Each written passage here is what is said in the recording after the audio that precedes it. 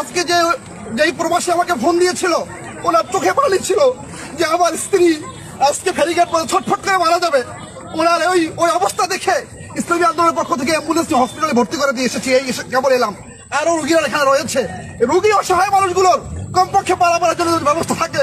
আমি চাই না এই দক্ষিণ অঞ্চলের মানুষ, এই নদীমাতৃক এলাকার মানুষ যাদের থাকার জায়গা নাই, যারা একটু পানি উঠলেই সব ডুবে যায়, কমপক্ষে তাদের চিকিৎসার জন্য ভালো খেয়া পারাপার, ভালো ফেরি পারাপার ব্যবস্থা থাকে।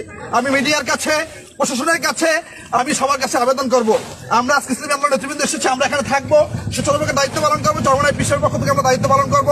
কিন্তু আমরা চাই আমাদের দায়িত্ব সীমিত, সরকারকে এ বিষয়ে দায়িত্ব নিতে হবে, সরকারকে অবশ্যই এ বিষয়ে পদক্ষেপ নিতে হবে। আজকে প্রবাসীরা ফোন করছে যে তারা ভালো চিকিৎসা পাচ্ছে না, আজকে প্রবাসীরা ই করছে। আজকে বন্যার মধ্যে এখানে একটা টিম থাকা উচিত ছিল সরকারিভাবে, যেখানে কিভাবে পার হবে স্পিড থাকা উচিত ছিল। সেখানে আজকে দেখেন এই যে অসহায় রোগীগুলো, আপনি দেখেন ওপরে কাটতে যাচ্ছে, দেখেন নারীরা কি অবস্থানে দাঁড়িয়ে আছে, আপনি দেখেন ওখানে দেখতে পাবেন অসংখ্য রয়েছে, নারীরা আছে। তো আমি চাই এর আশু সমাধান হোক।